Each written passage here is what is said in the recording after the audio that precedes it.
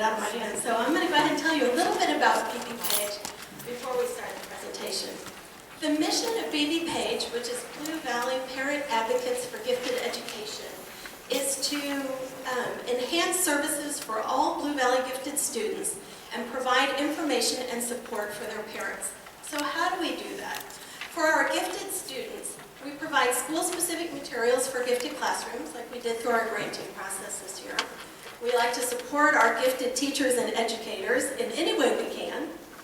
We sponsor district robotic share fair for 5th grade students, and that is on the books already, and you'll see it on your handout. The date, I think, is listed on there. If not, it will be in April, and you'll find out more information about it. In addition, we produce summer robotics camps. Our camps will be, again, this summer, probably 3 weeks worth of camps, 6 different camps. We are working right now on figuring out where they're going to be and what they're going to look like, but we encourage you to look on our website, www.bbpage.org, as we get into 2014 to find out more information. I am sure that we will be sending stuff to you so that you can pass it along to your gifted families. Also, we advocate for change as needed. When we hear from gifted families and gifted students and gifted educators that they think there are things that we could be working on to make our district better, we work in good collaboration and with a really healthy, wonderful relationship with the district to see about bringing about change where it can happen and as necessary. So that's what we do for students, but what do we do for parents and families? For our families, we host monthly membership meetings. We meet the first Friday of every month at the district offices in the Commons. From 11:30 to 1, it's a lunch meeting, so feel free to bring your lunch. If there are any parents here that are available, I know the rest of you are working on those days. But we encourage parents to come. We talk about all sorts of different things, from advocacy tips to acceleration, math curriculum, testing. We also talk about social and emotional needs of students. Sometimes we just talk about whatever comes up that parents feel the need to talk about. It's a great way for us parents to support each other and to help each other. So I encourage you to, and thank you for letting your parents and families know about our monthly meetings. We also sponsor SENG groups, and I'm sure Dr. Webb will talk maybe a little bit about it, or at least he'll let us know how important the social and emotional needs of gifted students are. We follow the procedures and the program that Dr. Webb helped establish, and each semester we have different parent programs that parents are welcome to sign up and join us, and again, it's a wonderful support group. Also for parents, we host parent meet and greets on occasion, and we have a summer opportunities fair that we'll hold in February. Again, I think the date is on your handout, and we invite different organizations that have summer programs that might be a little bit more targeted toward a faster pace, a more gifted child sort of focus, and we host that where we let these organizations come in and talk to parents and let them know about their opportunities. And that's coming up, I believe, in February. We could not do all the things we do at BB Page without our wonderful board, and I know we have some board members here today, so if you're on the BB Page board, would you stand up and raise your hand and enjoy just a tiny moment of thanks for all that you do.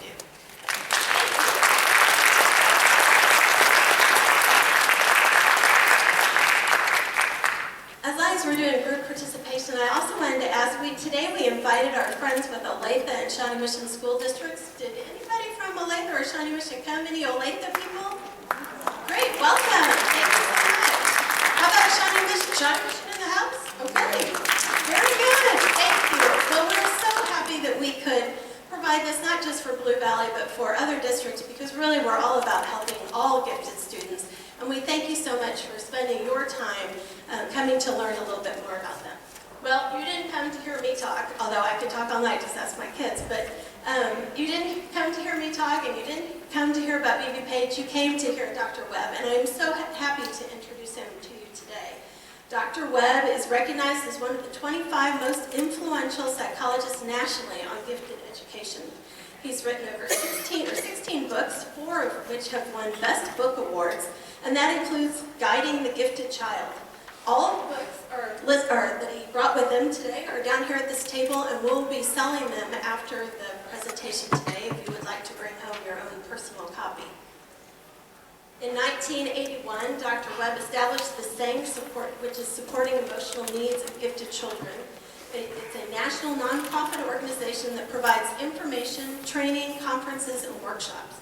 As I mentioned earlier, BB Page sponsors SANG support groups each semester, and if you have parents or families that you worked with, or yourself, if you're interested, please look on the BB Page website, which is bbpage.org, and we're going to have, we're in the middle of a session right now, so there are not openings right now, but we will have some new ones that will start in the spring semester, and we'll have an opportunity for you to contact Lana or to leave your name if you're interested and want to be contacted when the enrollment time comes around. One of the things that I think is so great about Dr. Webb, and even though his list of professional credentials is huge, maybe more impactful is the fact that he is the father of 6 daughters. So talk about been there, done that. With that, I'm so happy to present Dr. James Webb.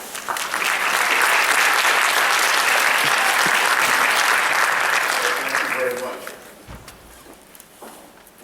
It's a pleasure to be back here in Blue Valley. It's been a few years, but I've been here a couple of times.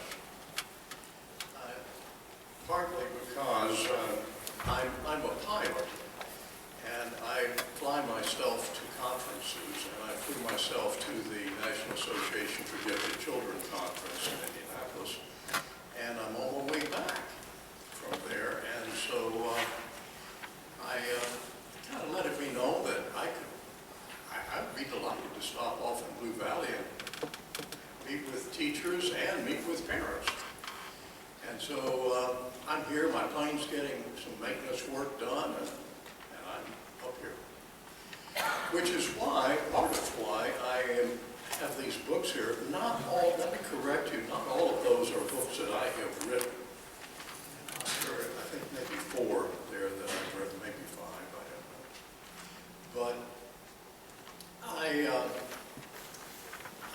ended this in a back-ending way that ties in with what I want to talk with you tonight about. I used to be a professor. I'm a clinical psychologist, by the way, and used to be a professor and associate dean at Wright State University in Dayton, Ohio.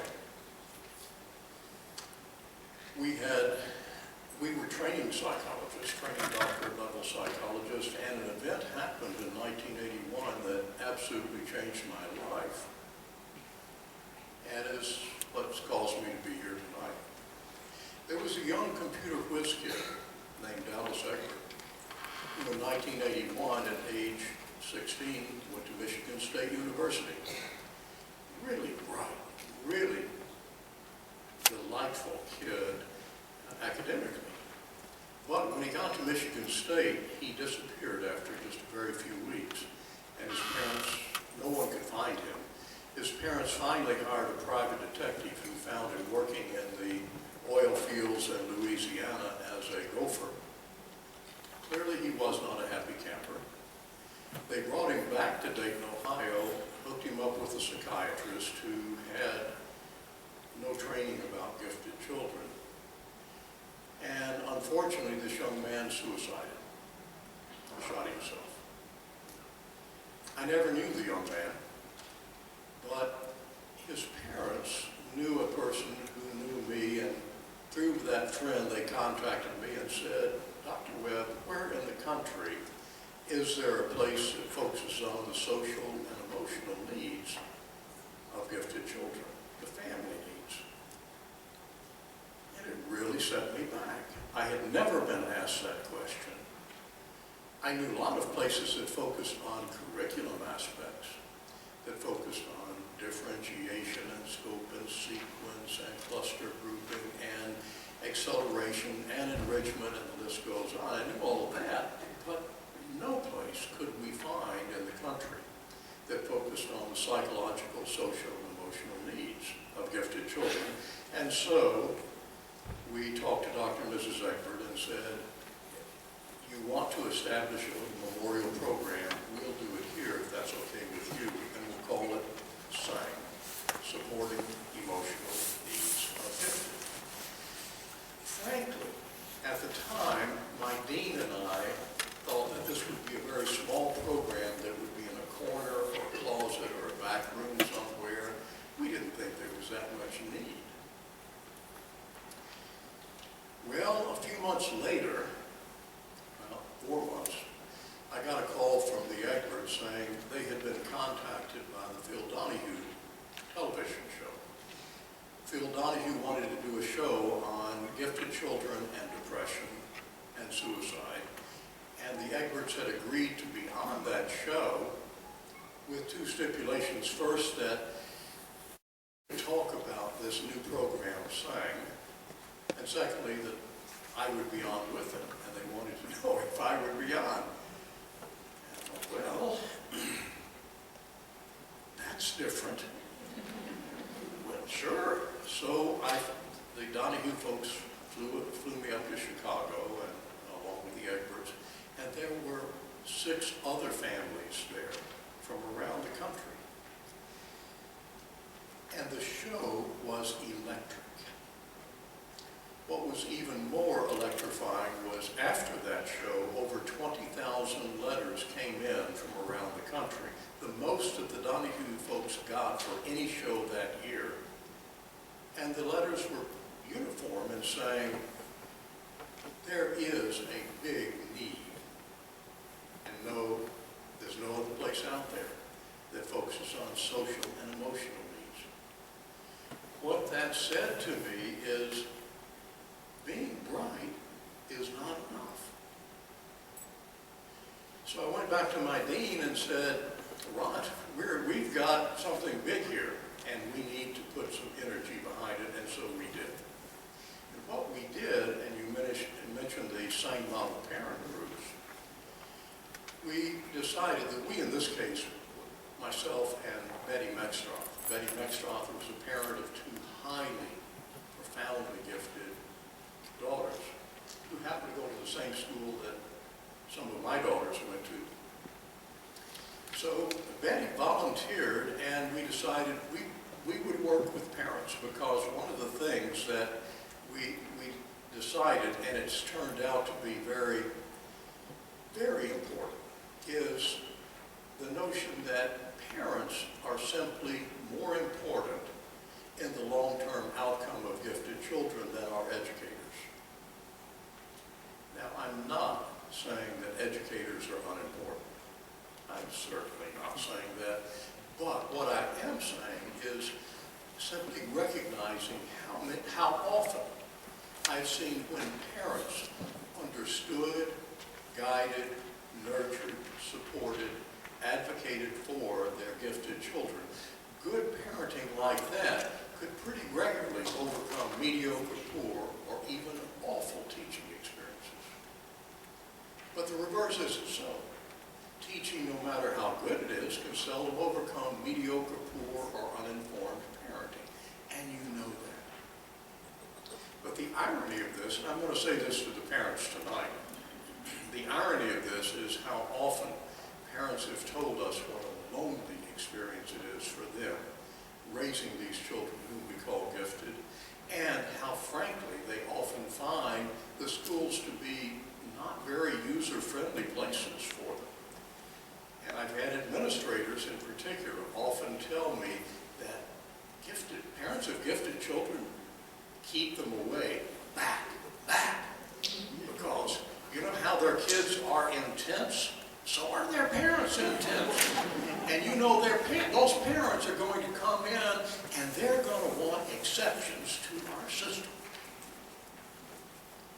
Which makes me scratch my head, because if you're the parent of an exceptional child, any exception, and you're doing what you should be doing as a parent, you should want an exception to the same old.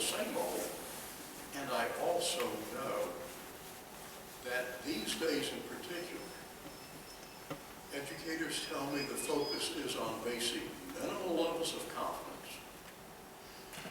They're held to account for the minimum standards and are not encouraged, by and large, to look at the child who can work ahead. As a matter of fact, if the child works ahead, the teachers say to the parents, I can't let him read ahead, because what would we do with him next kids have to sit in a class focused on basic minimal levels of competence in a lockstep curriculum where, and this is harsh, but I think it's true, nationwide, mediocrity, conformity, fitting in, and socialization are more valued than excellence, innovation, and creativity. Ouch.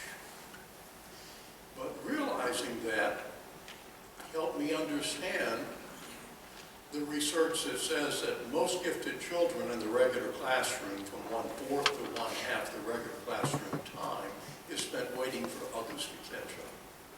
That most gifted children are underachieving from 2 to 4 grade levels below what they could comfortably achieve.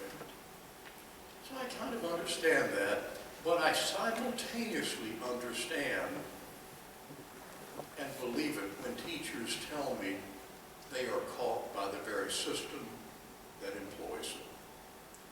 The teachers know what they could do with these kids if they had smaller classroom size, if they had assistant teachers, if they had more flexibility.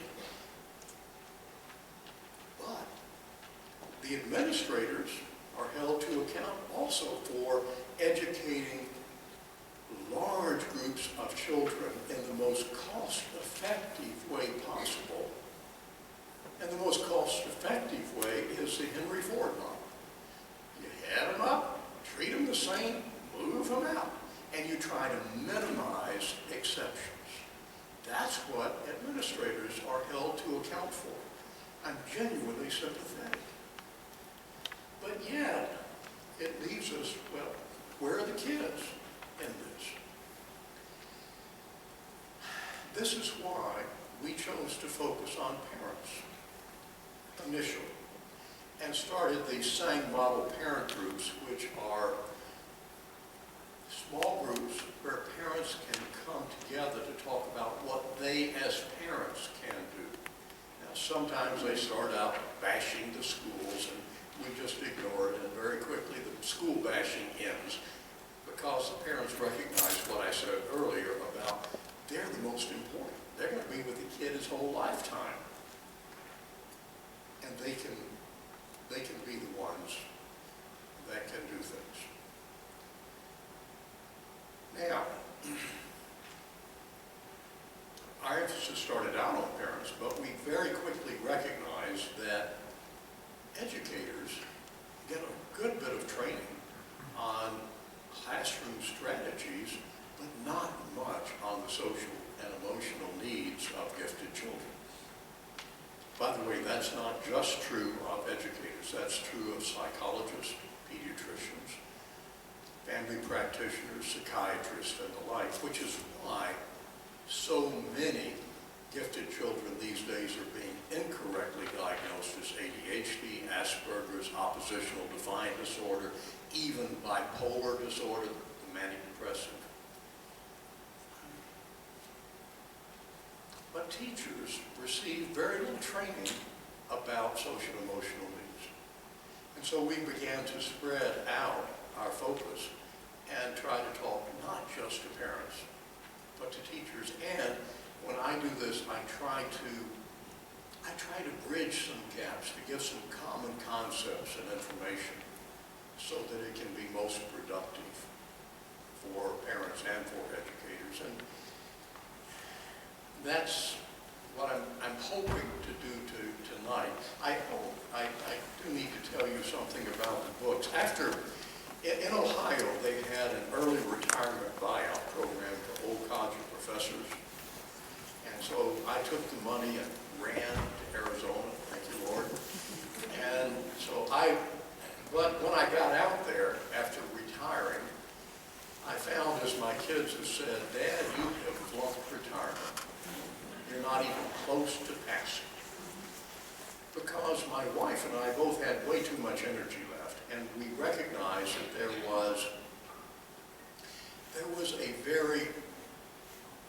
there were very few books for parents and educators that focused focused on social and emotional needs of gifted.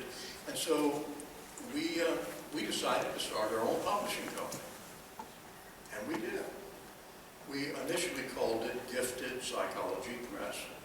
Makes sense. Gifted. I'm a psychologist.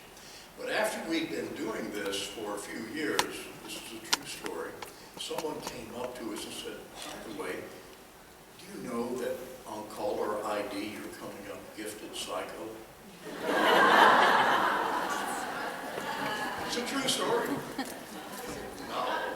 But by then we had GPP on the spine of our book, so we wanted to keep that, so we came up with Great Potential Press. And that's the name we have these days. Yes, we come up great pot on caller ID sometimes, but the people in Colorado really like that. People answer their phone, they're more mellow, they're happier. But I shut books around. What we try to do is find authors who we think have something to say that hasn't yet been said, and help them get that book out there. These are books that I had at NAGC. There, I mostly want you to know there are resources, and the parents the same. If you want to buy them, you can, but that's not the primary purpose. If you want to buy them, it's cash, check, charge, your firstborn kid if he behaves, whatever, and we can work on that. Here are some books that I'm particularly stealing my information from. I always tell people that and remind them that something we used to say when I was in academia, if you steal ideas from one person, it's called plagiarism. But if you steal ideas from two or more people, it's called research. So this is my research.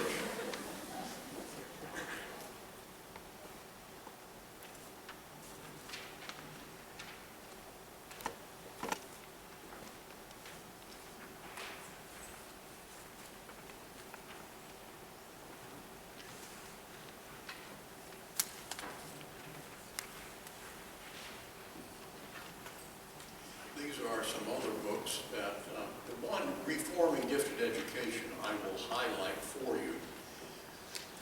Karen Rogers is the author of that, and she did a meta-analysis of all the gifted options from the over 30 years of literature, and out of that, based on her meta-analysis, she identified which kinds of gifted programs work for what kinds of gifted kids, at what age, and how you know. So it's a very, very good book for educators. And I think I'm going to have to do this the old-fashioned way. And since I'm going to do that, I'm going to take off my jacket.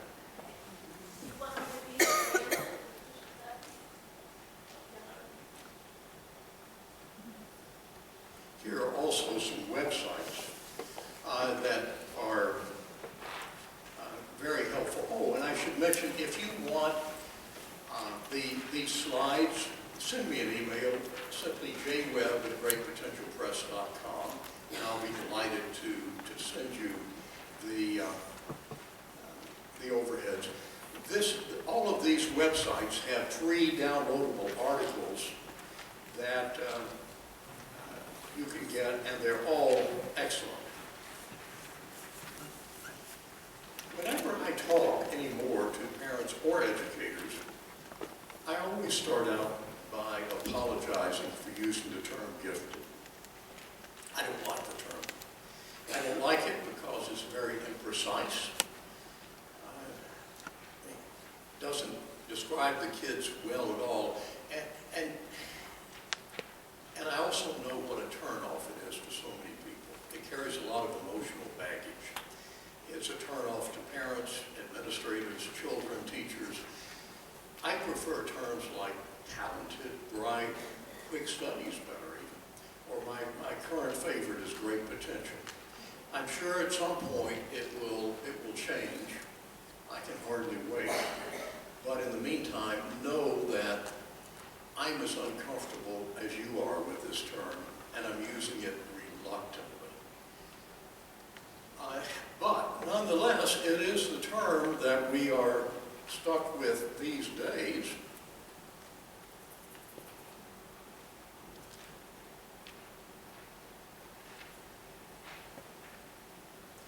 Where I want to head next is with talking about some myths about gifted children. There are a lot of myths.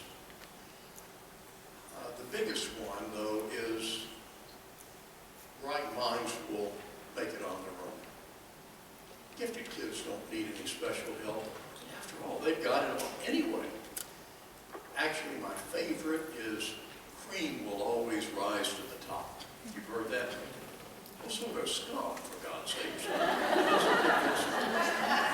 Or that they're easy to parent or easy to teach.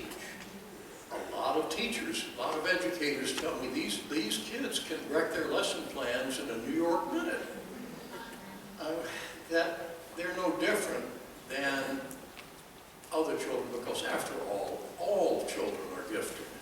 No, all children are special. But all children aren't gifted in the sense that we mean this. It's like saying, well, all of our children are retarded. That doesn't make any sense. We wouldn't say that. But yet, I hear people saying, and often administrators and school board members saying, well, all of our children are gifted. No, they're all special, but not gifted. So what do we mean by gifted? Well, the initial definition came up in 1972, where the U.S. Department of Education, the commissioner, said gifted children are those who are of unusual ability or potential for ability in any one or more of these areas: intellect, academics, creativity, leadership, visual, performing arts. And that makes sense. Although, when I look at these, I suddenly recognize that schools generally only focus on the first two: intellect and academics. Creativity, not a whole lot unless you have a few special programs. Leadership, some in high school, when you get in student government and the like. Visual performing arts, not really. You've got band and you've got drama maybe, but that's about it. If you have a child who's really gifted in those areas, the parents have to pick up the slack. And actually the original definition included psychomotor gifted, or gifted athletes. And certainly there are gifted athletes, but that's been deleted because athletes are pretty well taken care of these days. Now, I said the definition was of unusual ability or potential. How unusual? How long is a piece of string? How dark does blue have to be before it's navy blue or darker? There's some shades of blue that we would look at and say, oh yeah, that's navy blue or darker. Then there are others that we would look at and say, no, that's not. And then we would argue about others. That's kind of the way it is with gifted. It's arbitrary. Most states have said the upper 3% is what they're going to define as gifted. However, about 4 years ago, the National Association for Gifted Children convened a committee. I was on it, and we came up with a new definition of gifted that, as we looked at the data, it made far more sense to talk about gifted as being the upper 10%. Upper 10%. In terms of IQ, about 120 and above. How many of you have read a book, The Outliers? Okay, excellent book by Malcolm Gladwell. And Malcolm Gladwell, in that book, built off of some research by Anders Ericsson, who looked at experts in all kinds of different areas: mathematics, chess, music, betting on the horses, I mean, all kinds of areas. What he found was that all of them were reasonably bright. They weren't take your breath away bright. They were reasonably bright. The single factor that emerged, though, was that all of them had spent 10 years or 10,000 hours in their area. And that's what allowed them to become expert. There also is incredibly good new neurological research showing that with practice, there's an increase of axon to dendritic connections in the brain. There's an increase in the myelin sheath on the nerve fibers, making for more brain efficiency and actually growth in the relevant area of the brain associated with that task from practice. Now, in practice, I am not talking here about the drill and kill type of practice, but practice that is a particular kind of practice to advance the skill where the person is being stretched. And that's what seems to make it. Now, that makes a lot of sense if you think about people that you know, that I know. I mean, and we knew them as kids, and they were okay. They weren't take your breath away gifted, but now as an adult, wow, there's no question. She is brilliant, eminent. What happened? We're in that upper 10%. Now this is not, I'm telling you, this is what NAGC came out with. It's not, though, being implemented widely yet, because not only did they say the upper 10%, but they also recognize that you can be gifted in one or more domains. Not necessarily all. Yet, many of our programs in the country say we define gifted as the upper 3 or 5% across the board. Doesn't fit with the research, because the research indicates that as you get brighter, what happens is there's an increasing span of abilities, asynchronous development, which we're going to talk about in a minute, where you can be outstanding in this area, but just maybe above average in the other areas. So if you say in the upper 10% in one or more domains, now you're talking about maybe 15 to 20% of the population, and you can see administrators getting big-eyed and ashen-faced thinking, how in the world are we going to do this in our current educational structure? And it's a challenge. But that's where I think we are heading with this, and I wanted to give you a heads up on this. One of the things that I'm going to talk about tonight with the parents, and I'm going to just skim over here because I'm assuming that most of you guys have had a fair amount of exposure to gifted, is I'm going to go over the frequent characteristics of gifted children that most gifted children show most of the time. I'm doing this with the parents because so often they get a note from the school saying, your child has been selected for the WINGS program or the GATE program or the SNAG program, whatever it's called. SNAGs are real. Supporting and nurturing academically gifted. It's a real. But the parents say, based on what?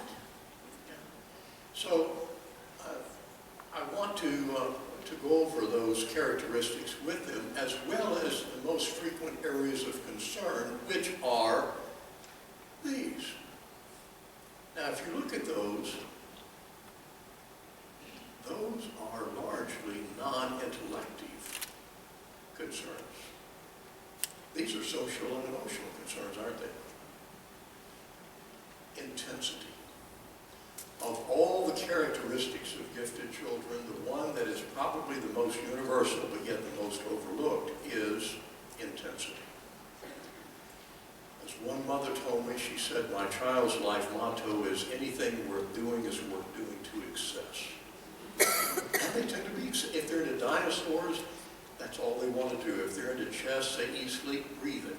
If they're into power struggles or underachieving or sibling rivalry, it's equally as intensely.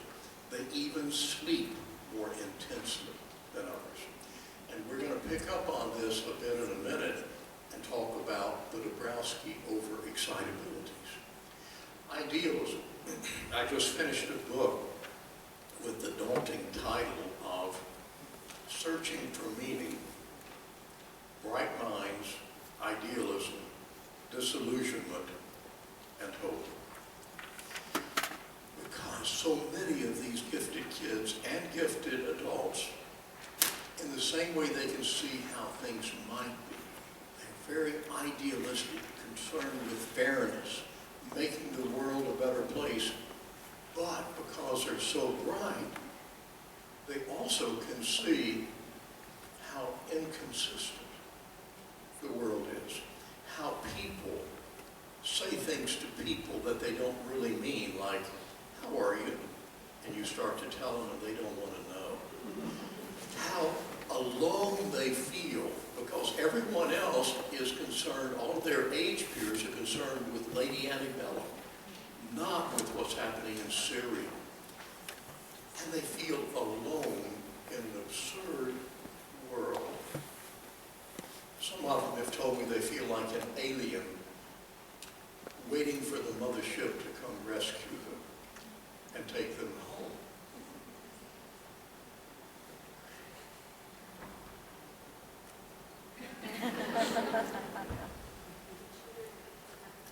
Perfectionism. Along with that intensity and the idealism, perfectionism. Now, not every gifted child is perfectionistic. What about 20 to 30% are?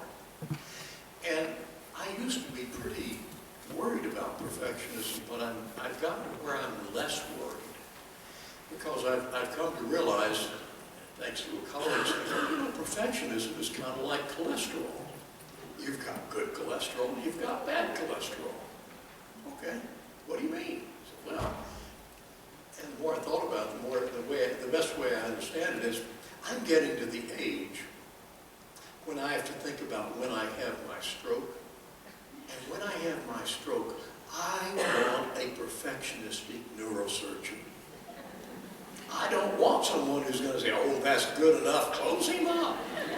And you don't either, right? Perfectionism is wonderful there.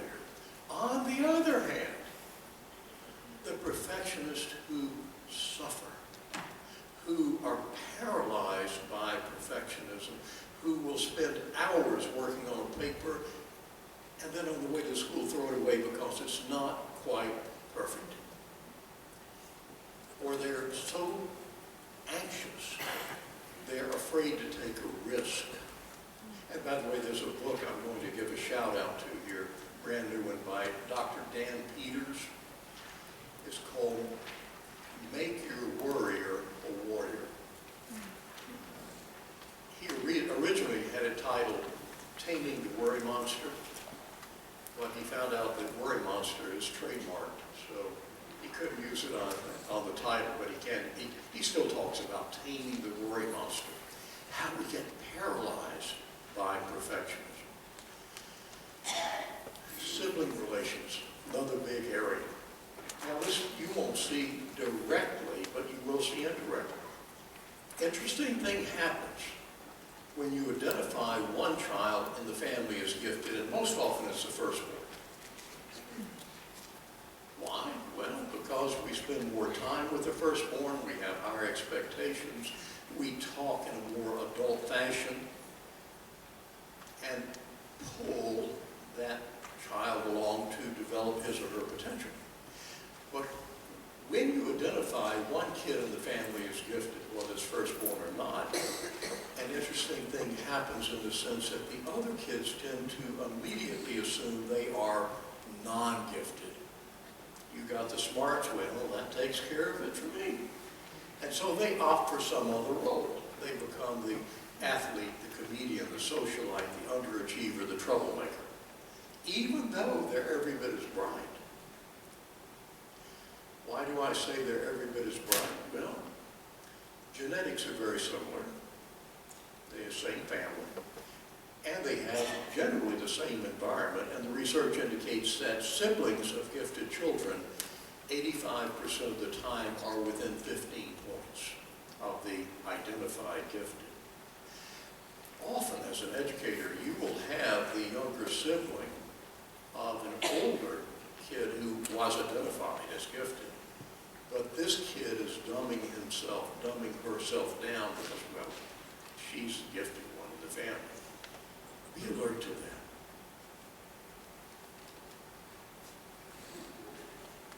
We've got the whole crew up here now. It's wonderful.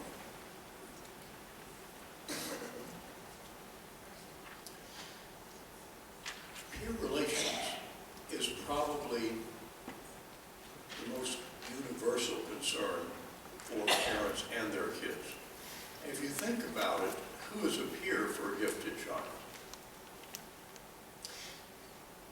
It's not necessarily the age mates, even though that's how we group our kids.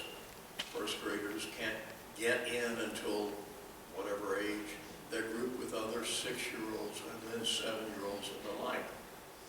What you find characteristically is that gifted children gravitate toward older playmates and toward adults as peers. Finally, I have someone who understands and enjoys fractals.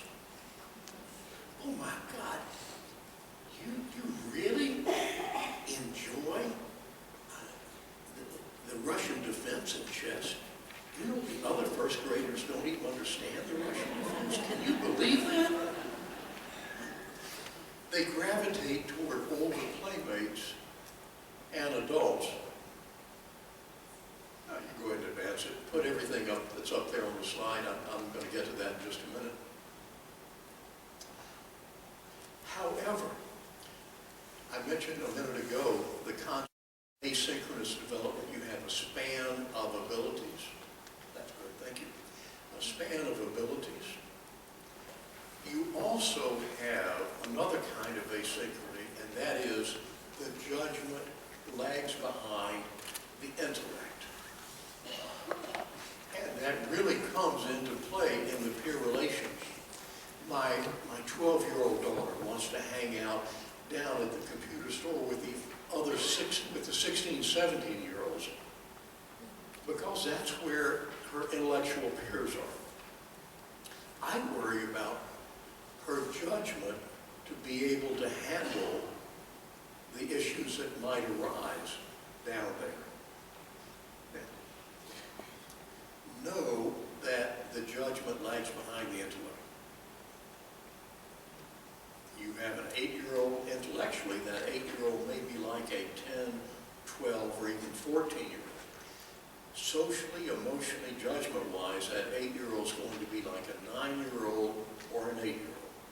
It's usually at or a little ahead of the chronological age, but way behind the mental age. Knowing this helps parents, if you could tell this to parents. Knowing this will help parents understand why they find themselves saying to their child, for someone so bright, you have no common sense at all. Why couldn't you? As an aside, first, let me tell you too, the brighter the child, the greater the gap. That's the bad news. The good news is with each passing year, the judgment will catch up to intellect. The gap will narrow. So judgment will catch up to intellect. About age 55, 60, somewhere. But it will catch up. Now, I also will need to tell you that the brighter the child, the greater the gap, as I said. But there's also research that indicates judgment comes primarily from the prefrontal cortex. That's where we have the executive function of our brain. The part of the brain where you stand outside yourself and say, you may want to think about that. I don't think that's good. Good thing to be doing. In gifted children, the prefrontal cortex, particularly in the highly profoundly gifted children, is slower to develop. There's a lag in their development. However, along about 17, 18, all of a sudden, there is a major catching up, a major development in the prefrontal strip. Knowing this will help you be able to work better with parents, also be able to work better with the kids in the classroom, also help you be able to begin to sort out, is this kid just really gifted and flighty, or is this an ADHD kid? Okay. This is one of my favorite slides because every one of us would say, well, high ability is good. It's good to have. I would certainly rather have my kids have high ability than low ability. That's another kind of problem altogether, and I've done a lot of my career working with low ability kids. But there are some problems. I've already mentioned the border, 1/2 to 1/4 of the regular classroom time spent waiting for others to catch up. Most gifted children can tell you how often the teacher clears her throat or says, don't you know? Most gifted kids underachieving. We've talked about the peer issues. Along with this comes a feeling of belongingness. But out of this often comes a sense of anger. Particularly if they get in power struggles with their parents. And if I'm hoping tonight I have time to talk to the parents about how much do you push and when do you back off? Because that's often, most often, where the power struggles come from. The irony is that the power struggles seem to occur most often from the very parents who care the most, who are pushing, the tiger mom kinds of parents. They push, push, push. Now, you need to hear, though, what I'm not saying. I'm not saying that parents shouldn't push. Parents should push. But parents sometimes push so much that they get into a power struggle with their child and jeopardize the one thing they can least afford to lose, their relationship with the child. Engendering anger, which spills over to the classroom, and the kid says, or the kid will begin playing games with you. Like this one gifted kid I knew, and I've heard several others like him, he got an A, B, C, D, and F. Next semester, he also got an A, B, C, D, and F, but now they were in reverse order. He was just playing games. The power struggles. Stress, we've talked about. Perfectionism, misdiagnosis, I've said probably enough about for now, except I will mention the Sang Misdiagnosis Initiative. Go to the Sang website. There are several excellent resources there. Health and behavioral problems. Nice to know, because you can often work around them. Gifted children, particularly the more highly gifted, have a significantly higher incidence of asthma and allergies. They also, about 10% of highly gifted children, also have something that we call reactive hypoglycemia, or temporary glucose insufficiency. And you'll see a pattern like this. The child comes to school in the morning. The child is wonderful, on task, long attention span, into learning, exhausting to be around because of that high energy level, but they're nice to have until about 9:30 or 10, and then in the space of about 30 minutes, all of a sudden the child is highly distractible, can't stay on task, very emotional, even a slight implication of criticism, and there's a meltdown, poor social relations, and they're just a mess until about a half an hour after lunch. Now they're back on task, long attention span, good social reciprocity. They're great until about 3:30, and now, wham, it's like someone pulled the plug. What's happening with these kids is they're just running out of fuel. Why I say this is, first, we've known for decades, for all of us, the largest single consumer of glucose in the body is the brain. We know that for everybody. But the newer research has shown that gifted children, when they are learning new information, their brains consume far more glucose than the brains of other kids. So, what we recommended, and the pediatricians say, hey, this sounds good to me, is a mid-morning snack and a mid-afternoon snack that is high protein. So beef jerky at 9 o'clock, a cheese stick at 1:30 or 2, or a peanut butter cracker. You see an immediate leveling out and a high level of functioning. That day, it is dramatic. Well, unless, out of that 10%, half of these kids are going to have allergies. So now the beef jerky has to be without preservatives.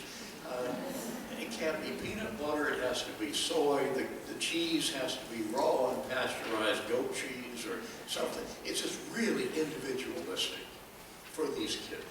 By the way, these are also generally the kids that parents will tell you they have to cut the tags out of the back of their shirt. And they're very bothered by fluorescent lights or odors or other sensitivities like that. But it's such a simple solution to just give them a mid-morning snack and a mid-afternoon snack. Now, these kids are also often misdiagnosed as ADHD.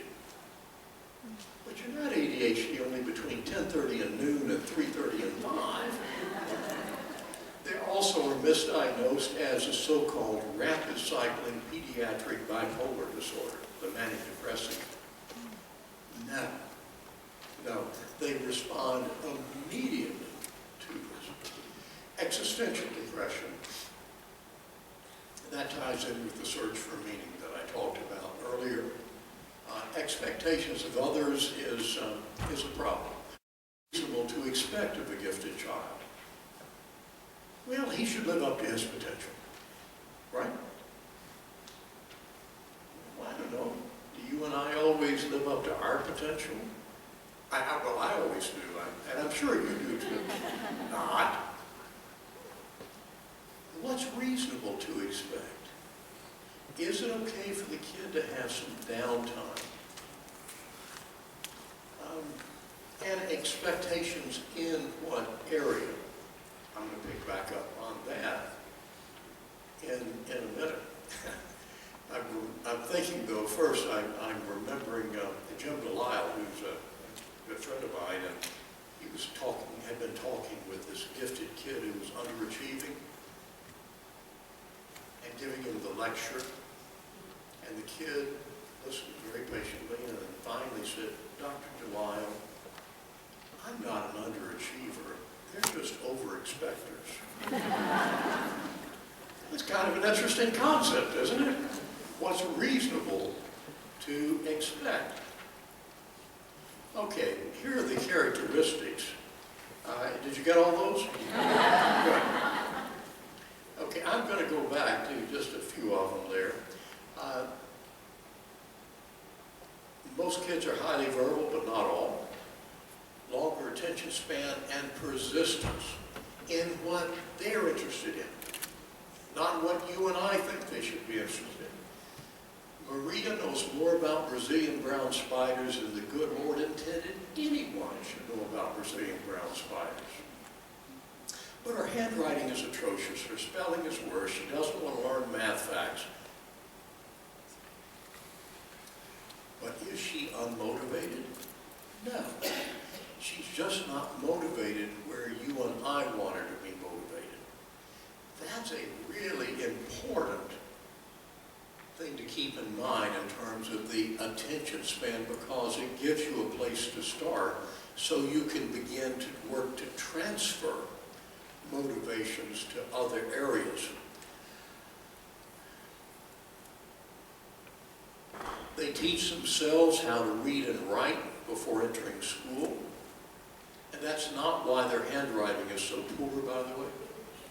Their handwriting is poor because their thoughts simply go so much faster than their little fingers can move, combined with the second reason, they don't see any reason for it.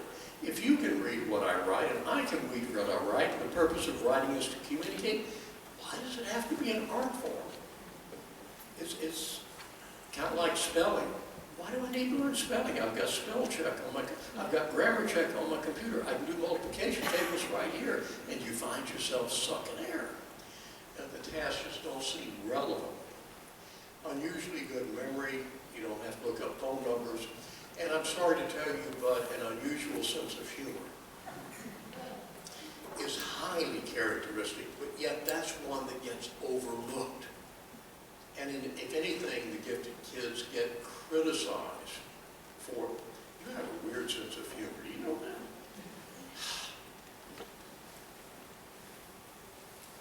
And particularly in gifted children ages 8 and below, how many of you are in primary grades here? Okay. You're going to see kids here loving to organize people and things in these complicated games that have rules within rules within rules, and then exceptions to the rules. And they try and organize the first graders who don't even understand the game, much less the rules. That just is a characteristic of gifted kids. But this is one of the first places where the peer issues really come. She's mighty bossy. You know that? Your daughter is very bossy. Imaginary playmates, we'll just leave that for now, because there are other things that are more important. Now, there are 4 factors that I particularly wanted to highlight for you tonight. And these 4 factors will influence the expression of a child's giftedness and will be woven through all of the what the child does. First is the level of giftedness. Second, asynchronous development, thinking and learning styles, Jabrowski overexcitabilities. And the higher the IQ, the more likely these are to be major problems. First is just the level of giftedness. This is one of the primary reasons I don't like the term gifted. It implies they're all the same. I mean, look at the literature. It says 20 gifted children were compared with 20 non-gifted children. Give me a break. What kind of gifted? What level? I tell people, at the very least, you have the borderline gifted, the average gifted, the profoundly gifted, and the terminally gifted. Range. And these folks who are in the upper ranges, they are just different than the garden variety gifted, the ones who are just kind of barely into the gifted range. Then you have asynchronous development. I mentioned the globally gifted earlier. How many schools say, well, you need to be gifted in math and verbal ability and spatial ability and pretty much across the board. But that doesn't work because, most of us were taught that if you're at this level of ability in this area, the other areas for you are going to be pretty close. That's true for people in the average, below average, and even in the above average range. But once you get higher than that, the more you go up the intellectual spectrum, there is normatively an increase in the span of abilities, so that you may have a dramatic span of abilities. You may have a child who is reading at an 8th grade level, math ability at a 6th grade level, fine motor skills and judgment at a 2nd grade level, spatial ability at a 3rd grade level. What do you do with a kid like that? And the kid is only 8 years old. Whole grade skill? No, that would help maybe a little, but this is the sort of kid who may need a whole grade skill combined with single subject acceleration, combined with grouping and regrouping in the classroom, combined with remedial tutoring. Boy, you can see why teachers and administrators of kids like this drink a lot. This just almost defies. You can't serve a kid like this in a lockstep curriculum with the ordinary. These are the kids who are particularly like to end up being homeschooled, where you can adjust to the child. And I haven't even talked about the developmental spurts that are likely to come as a kid grows older. But let me highlight this a little more. I put up here the face sheet of an old Wechsler IQ test. And you know that it has a variety of subscales. And here's the average range. This is the mentally retarded range. The upper red is the gifted range, the upper 3%. Looking at this kid's scores, no question, this is a gifted kid. Well, except there are 2 areas he's not gifted. Matter of fact, there's one, he's only average. Only average. This is a child who is gifted and functionally learning disabled.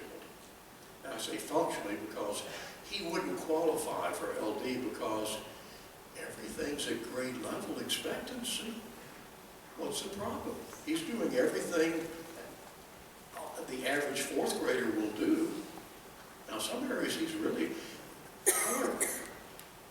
This is a child who, by the way, I'm saying this, highlighting it because I know that there are many schools still in the country who have a one label per customer policy. You can be either gifted or LD, but not both. They'll say you can't be. Yes, you can. And kids like this are particularly at risk for underachieving and for low self-concept. The low self-concept, and well, both of these coming from the fact that they don't see themselves as smart because they tend to evaluate their competence not based on what they can do, but based on what they cannot do. I don't know why people think I'm so smart. I mean, yeah, I'm 10, and I can do calculus equations in my head, and I love doing it, but I can't spell. I'm a very poor speller. I'm not very bright. I mean, calculus is easy. I don't know why they make such a big deal. You could do calc in your head if you wanted to. It's a snap. It's easy. It's easy for me. I grew up seeing the world through my eyes to be average. That's normal. Doesn't everyone love fractals and calculus? No. But I discount what's so easy for me, and I focus on what I cannot do. And besides, that's also what the teachers focus on too, and my parents, what I cannot do. My self-concept is likely to be low. I'm likely to underachieve. Be alert, please, to this asynchrony in development. It's far more common than we recognize. These are called the twice exceptional children, and there's an entire literature on the twice exceptional gifted child. Now, I'm not going to dwell much on the thinking and learning styles. You know them. They used to be called left brain, right brain thinking styles. Where you, and they've changed the term, by the way, because people began assuming that I only use half of my brain. I'm a left brainer. I'm a right brainer. No, we all use all of our brain all of the time. It's a very interactive thing, except for those few people you know that don't use any of their brain any of the time. But it is a powerful metaphor that describes a lot of people. And it's very dramatic often in gifted children with that intensity. The auditory sequentials are highly verbal, sequential, logical thinking, orderly, precise, a place for everything, everything in its place type of mentality. They like the facts and details. They're very different than the visual spatial learners who are playful about things. And they don't like the facts and details. They want the big picture. They love to improvise, even if they have proper working materials. What would happen if we did it this way? And they do that because they like the open, fluid, unstructured experiences and actually use a different kind of logic than the auditory sequentials. The auditory sequentials use deductive logic. They take a principle and deduce the logical implications in a linear fashion. Visual spatials use inductive logic. They take a bunch of scattered experiences, synthesize them, and induce a new overarching concept. They create information, very creatively pushing the envelope. And they do this very easily because whereas the auditory sequentials are one task at a time, visual spatials are multiprocessors. At any point in time, they will have from 18 to 63 tasks in various stages of incompletion. And feel no pressure to bring any out of the closure. Their backpacks and desks and rooms typically are an ecological landfill site. And they think and learn in terms of images. Now, this, as simplistic as this is, it's been very powerful, not only with gifted kids, but also with adults. As a psychologist, it always amazed me, for example, how often auditory sequentials married visual spatials. Have you noticed that? It's fascinating. What's even more fascinating is to watch them try to communicate with each other. What a miss. I mean, something as simple as getting from here to the Johnson County Airport. And the auditory sequential says, oh, well, that's easy. You go out here and you take a left. You go to the first traffic light and you take another left. You go pick up the 50 and you go 3.87 miles. It's a point to point to point. The visual spatial says, airport? Snap. Do you remember where that big fire was last year?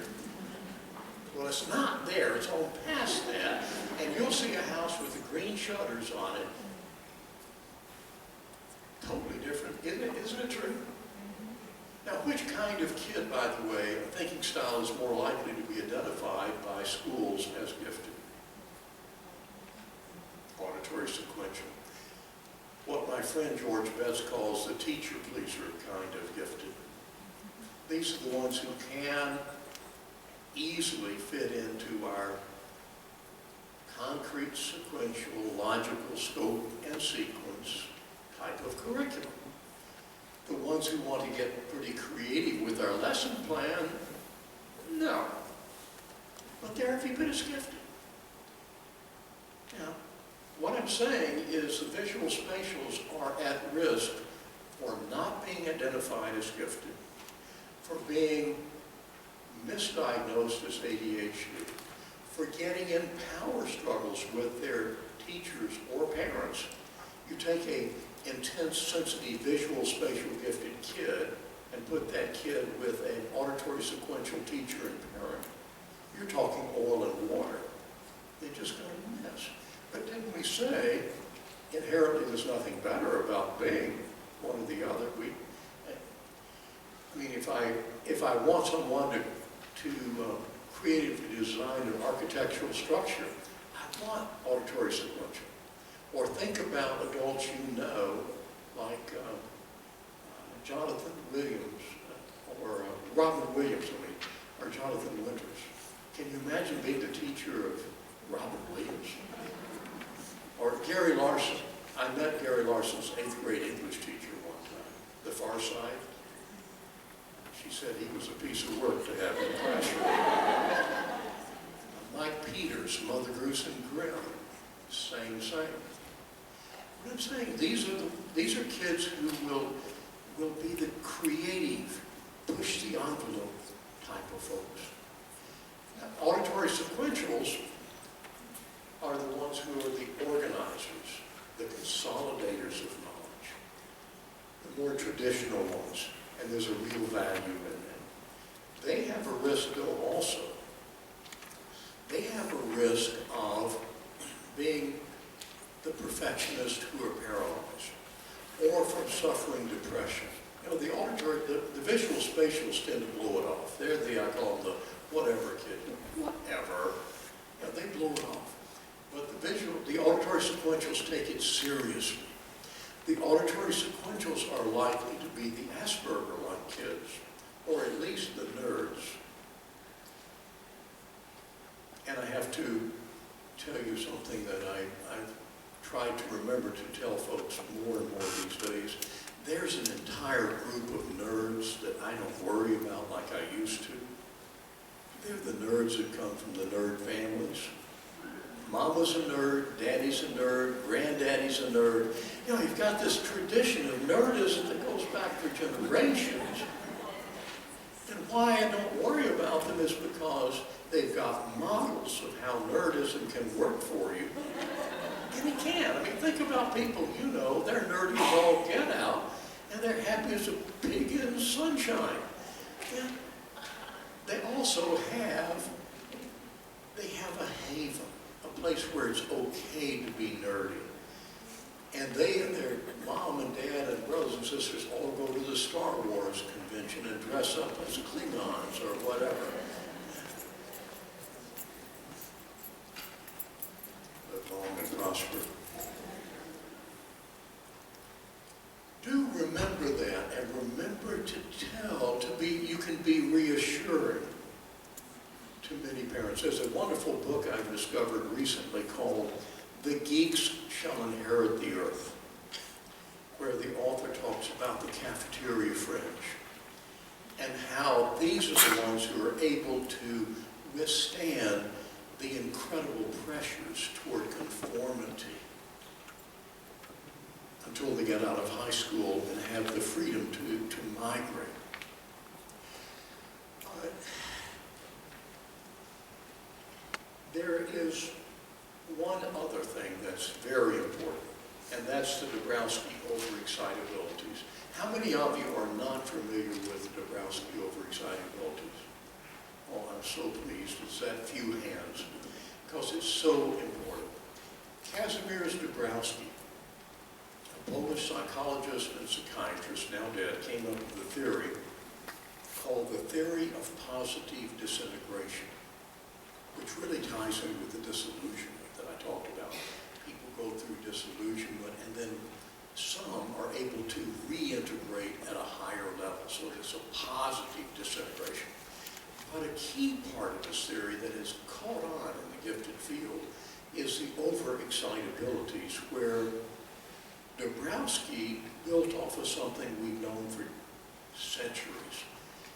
And that is, whenever a child is born, any child, that child comes in inherently curious, excited, stimulated by, excited by the world around him, touch, taste, movement.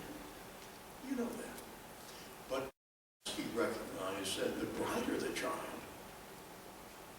the more that excitedness, so it became an over-excitability, or he called it in Polish, his first language, a super-stimulability, just an overreactiveness to these stimuli.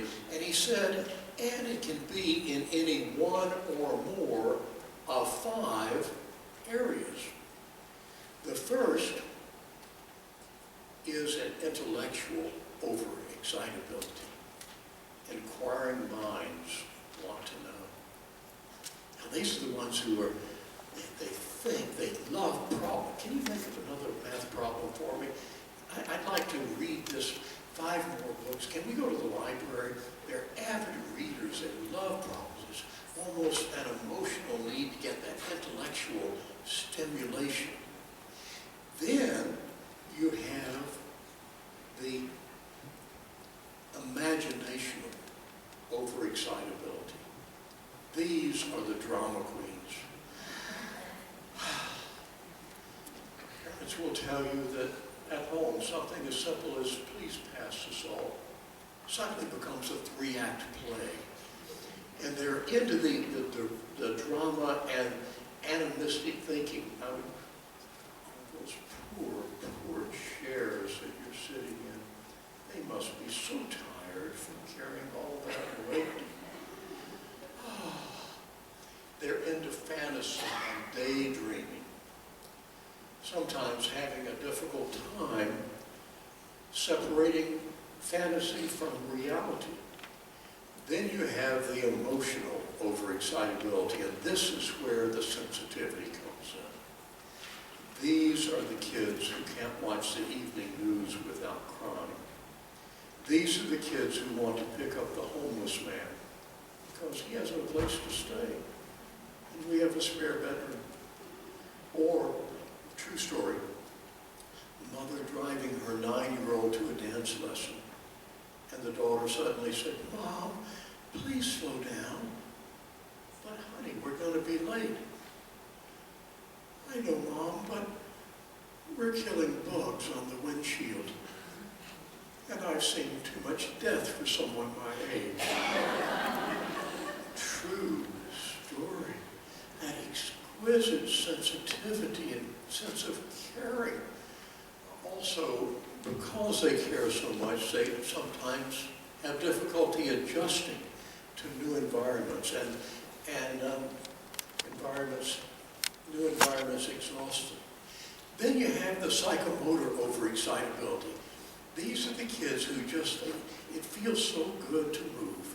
They just always, something is jiggling on them. It's a toe or it's a hand, or they're fiddling with their hair, their earlobe, or whatever. But it's not that they're off task. As a matter of fact, the more on task they are, the more excited they are, the more they're likely to be twitching and moving. And now these are kids who are particularly likely to be misdiagnosed as ADHD, exactly. But no, it's not. This is a quirk. It's not an impairment. Quirks are not necessarily impairments. And then you have the sensual overexcitability. This is one that parents particularly react to. And if you ever want to make immediate friends with parents of gifted kids, ask them, "Do you have to cut the tags out of the back of your kid's shirt?" And their eyes get this big. Have trouble wearing nubby socks, wool itches, fluorescent lights bother them, really sensitive to odors, food textures. Oh yeah, even as an infant, reacted to food textures. The sensual overexcitability. Now, I know some of you in middle school and high school are thinking, OMG. Yes, it does come up there. You're going to need to be alert to that. These are kids who either are tactile defensive or they have to touch everything and everybody, and they get a lot of reassurance from touch, particularly if they're feeling existentially alone, by the way. The brighter the child, the more likely that child is to have 1, 2, 3, 4 or all 5 of these overexcitabilities. These overexcitabilities are likely to be the child's greatest strength in their lifetime. Think about the 10 years, 10,000 hours. Think about the passion, the excitedness that you have to have for that. But also, this is going to be their Achilles heel, because people are going to criticize them for this. Why are you always reading about horses? Can't you sit still, for God's sakes? Just chill. You are an absolute drama queen. You're way oversensitive. And they get criticized for being what they are.